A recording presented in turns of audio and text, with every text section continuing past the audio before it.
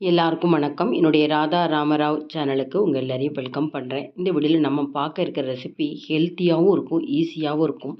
வாழைப்பூ பொரியல்னு சொல்லலாம், கடைசல் சொல்லலாம். வாழைப்பூவில் உசிலி செய்வோம், வடையாக தட்டுறப்ப வாழைப்பூ சேர்த்துக்கலாம், கோலா உருண்டை செய்வாங்க.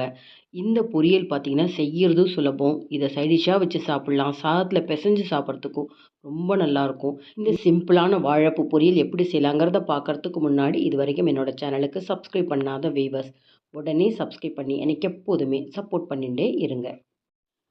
வாழைப்பூ பொரியல் செய்கிறதுக்கு நான் கற்பூரவள்ளி வாழைப்பூ எடுத்திருக்கேன். தேவையான அளவுக்கு மட்டும் நான் இப்போ எடுத்து நறுக்கிக்க போகிறேன்.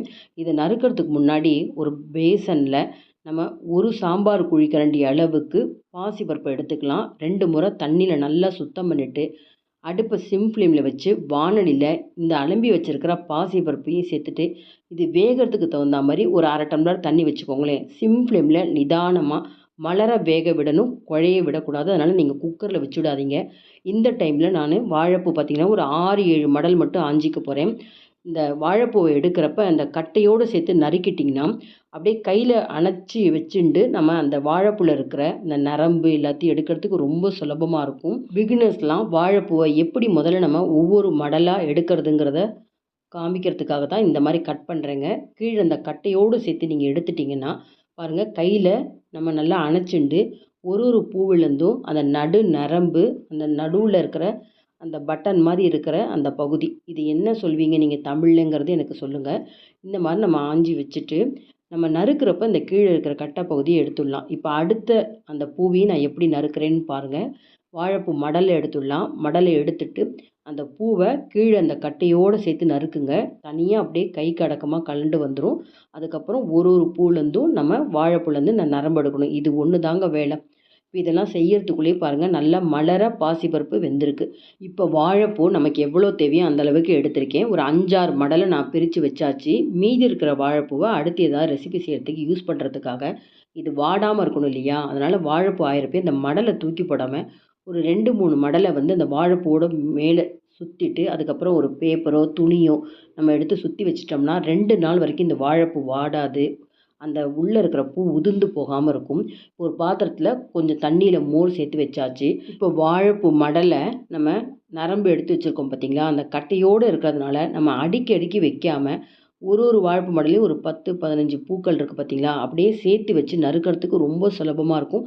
எவ்வளோ முடியுமோ பொடி பொடியாக நறுக்கிட்டு கடைசியில் அந்த கட்டை பகுதி வரப்போ அதை தூக்கி போட்டுடலாம். இப்போ உதிர்ந்துருக்கிற அந்த வாழைப்பூவெல்லாம் பார்த்திங்கன்னா ஒரு 5-6 அடுக்கி நல்லா டைட்டாக கையில் பிடிச்சிட்டு பொடி பொடியாக நறுக்கிக்கணும். இப்போ பாசிப்பருப்பு வேக வச்ச வானலியை சுத்தம் பண்ணி பொரியல் செய்யலாம். வானலியில் 2 டேபிள் ஸ்பூன் கடலெண்ணெய் சேர்த்துக்கிறேன். 1 டீஸ்பூன் கடுகு, ஒரு 1 டீஸ்பூன் கடலைப்பருப்பு, இது கூட நீங்கள் உளுத்தப்பருப்பு வேணாலும் சேர்த்துக்கலாம். ஒரு 1/2 டீஸ்பூன் ஜீரகம் சேர்த்துக்கிறேன். 1/4 டீஸ்பூன் பெருங்காயத்தூள் சேர்த்துக்கிறேன். இது கூட ஒரே ஒரு பச்சை மிளகாய் பொடியாக நறுக்கி வச்சது, இஞ்சி தோல் எடுத்துகிட்டு துருவி வச்சுருக்கேன், கருவேப்பிலை, இதெல்லாம் அந்த தாளியத்தோடு சேர்த்துட்டு நான் இன்றைக்கி வெங்காயம் சேர்க்காமல் செஞ்சு காமிக்க போகிறேன். இந்த ஸ்டேஜில் தாராளமாக நீங்கள் ஒரு பெரிய வெங்காயத்தை நல்லா பொடியாக நறுக்கி சேர்த்துக்கலாம். இந்த பச்சை மிளகா, கருவேப்பிலை, இஞ்சி எல்லாமே நல்லா தாளியத்தோடு சேர்த்து வதங்கணுங்க. வதங்கினதுக்கப்புறம் அதுக்கப்புறம் தக்காளி சேர்க்க போகிறோம். இந்த ஸ்டேஜில் வெங்காயம் வேணால் தாராளமாக வெங்காயம் சேர்த்துக்கோங்க. அது சேர்த்து செஞ்சாலும் காணும் நல்ல டேஸ்ட்டாக இருக்கும். ஒரு தக்காளியை எவ்வளோ முடியுமோ பொடியாக நறுக்கியிருக்கேன். நல்ல பெரிய தக்காளி, ஒரே ஒரு தக்காளி எடுத்திருக்கேன். இதையும் நல்லா வதக்கிக்கணும். இது வதங்குற நேரத்துலேயே பார்த்தீங்கன்னா ஒரு 3/4 டீஸ்பூன் காஷ்மீரி சில்லி பவுட்ரு சேர்த்துருக்கேன். 1/2 டீஸ்பூன் மல்லித்தூள், 1/4 டீஸ்பூன் மஞ்சப்பொடி, 3/4 டீஸ்பூன் உப்பு. பாசிப்பருப்பு, தக்காளி, வாழைப்பூ, இன்னும் கொஞ்சம் தேங்காய்லாம் துருவி போட போகிறனால 3/4 டீஸ்பூன் உப்பு சேர்த்தா தக்காளி நல்லா குழைய வதங்குங்க. சீக்கிரமாக உங்களுக்கு வதங்கிடும். எல்லாமே நான் சிம் ஃப்ளேமில் வச்சு தான் செய்வேன். அப்போ தான் கேஸ் உங்களுக்கு அதிகமாக செலவாகாது. தக்காளி ஓரளவு நல்லா குழஞ்சதுக்கப்புறம் பொடியாக நறுக்கி வச்சுருக்கிற அந்த வாழைப்பூவை நல்லா அந்த மோர் தண்ணியோடு இருக்குது பார்த்திங்களா, நல்லா இருக்க புழிஞ்சு சேர்த்துக்கோங்க. ஏன்னா இதுவே தண்ணி விட ஆரம்பிச்சிடும். வாழைப்பூலேயே உங்களுக்கு வாட்டர் கண்டென்ட் ஜாஸ்தி இருக்குது. தண்ணியில் வேற ஊற வச்சதுனால திரும்பவும் தண்ணி சேர்க்கக்கூடாது. இது கூடவே நம்ம மலர வேக வச்சுருக்கிற அந்த பாசிப்பருப்பை கொஞ்சம் தண்ணி இருந்தாலும் பரவாயில்லைங்க, அதையும் சேர்த்து நல்லா மிக்ஸ் பண்ணிவிட்டு நம்ம உப்பு காரம் எல்லாம் சேர்த்தாச்சு. இந்த வாழைப்பூ நல்லா வேகணும். தக்காளி குழஞ்சிருக்கு, பாசிப்பருப்பு வெந்துருது. அடுத்தது இந்த வாழைப்பூ வேகணும். கிட்டத்தட்ட 5 நிமிஷமாவது ஆகும். நல்லா மிக்ஸ் பண்ணிவிட்டு ஒரு லிட்டு போட்டு மூடினா 2 நிமிஷத்தில் வெந்துவிடுங்க. 2 நிமிஷம் கழித்து வாழைப்பூ வெந்திருக்கா அப்படின்ட்டு கொஞ்சம் எடுத்து செக் பண்ணி பார்க்கலாம். அதே போல் தண்ணி நல்லா சுண்டி இருக்கணும். அது வரைக்கும் நம்ம சிம் ஃப்ளேம்லேயே வச்சு நல்லா பெரட்டி விட்டுட்டே இருக்கலாம்.